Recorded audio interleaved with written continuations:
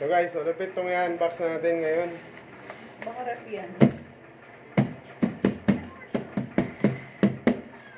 So, first time ko malaman na may galon pala sa Shopee. So, galon nito guys, na yung iba ng tubig. So, magugulat kayo kasi lahat naman siguro tayo bumibili nito. Sa mga water station kasi, napakamahal na ito, 200. 200 ba? 400? Hindi, 200. Uy, upi siya Ha? upi. Pero okay lang, hindi naman siya butas. Sa butas kasi yung isang galon namin, nahirapan kami. So, Ay, maganda yun kasi dyan ang hindi ganun. This doesn't make any sense. yeah, let's say, for your punch. Yan.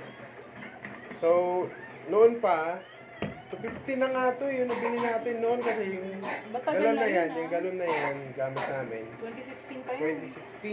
2016 ko pa nabili yan, so ilang taon na yan, 10 taon na. Bumili ko dyan 200.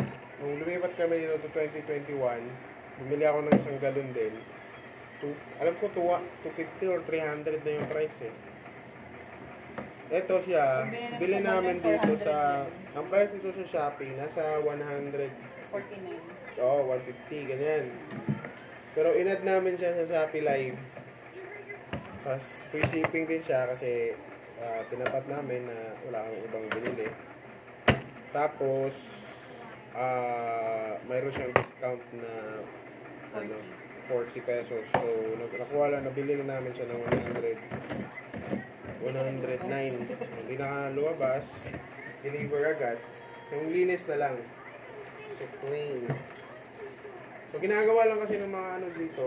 Lagyan lang nila ito ng tatak. Natatakan lang nila dito. So, ito, lilinisan ko pa siguro to para sigurado talaga. Baka kasi hindi linisan, lagyan na lang ng tubig eh. So, Di ba yung binibilihan mo naman, nililinis naman mo? nilinis. Bro, ano lang yun, alog lang yan. Gano'n, no? Hindi talaga. Mayroong mga ano, din sa QC dati. Nililinis Binibili talaga natin sila. doon, nililinis na lang. Pero since na binibigay mo lang siya. Ito ngayon, ang gagawin ko dito, hindi ko na talaga siya kasi dito, binipick up yung galon, nangyari sa galon namin. Nakakabili lang namin sa kanila lang din. Nabutas yung dito. Kasi makita namin sila mag-handle ng galon. Inaano lang kasi, siyempre, kapagod na yung mga yun. Pero pag, yan, nababagsak-bagsak.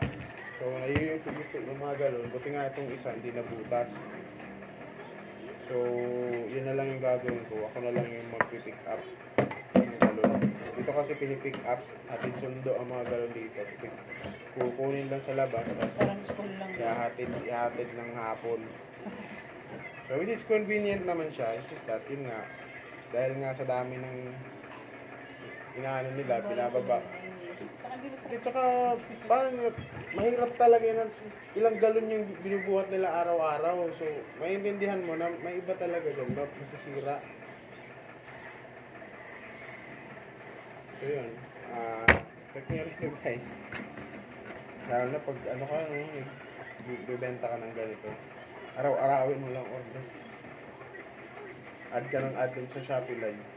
Ganun ang ginagawa ko ngayon, inaano ko na lang. Ay, kaso pala. Tingi na lang yung order ko eh. Doon, nawawala kasi siya sa cart eh. Pag na-check out mo na no? Pag send Dapat item. oo. Kailangan abangan mo lang din yung live nila. Yeah. O kaya, punta ka dun sa, sa store mismo, diba? Na-purchase mo na. Susunod, bibili ako ng, helicopter sa Shopee. So, lahat talaga Plus 50 meron sila. pesos. Sila.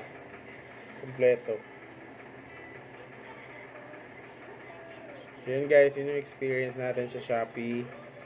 Lazada, hindi na kami masyado ngayon kasi nagla-Lazada kasi wala masyado silang voucher. Walang free shipping. Pero sa Shopee, meron araw-araw free shipping at saka meron yung Shopee Live na discount nila. So, napakalaking tulong. And, nakakatulong din tayo sa mga riders na yun yung kabuhayan nila. Yung mag-deliver ng mga parcel.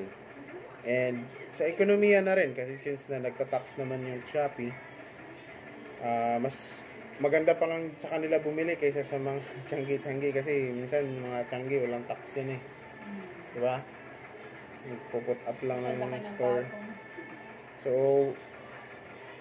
Ayan, sakto lang. ano din, malaking tulong din pag online tayong bumibili. So, as for now, lahat halos ng mga tinatangkilik namin, gusto namin online na lang kasi nababayaran namin siya ng card. Which is may ano din, may benefits din kasi sa mga points, ganyan. And hindi mo kailangan pondohan agad. So, pero responsable lang tayo sa pagbabayad. So, yun. Tapos, mura. Yun, mura. Tapos, makakapamili ka talaga ng mga produkto na gusto mo. So, pag tindahan kasi, minsan kailangan mo pa ng time lumabas, hahanapin mo pa.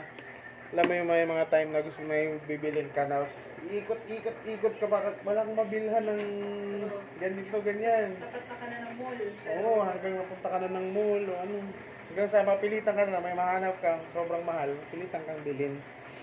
So yun yung mga advantage din ng pag bumibili ka ng online.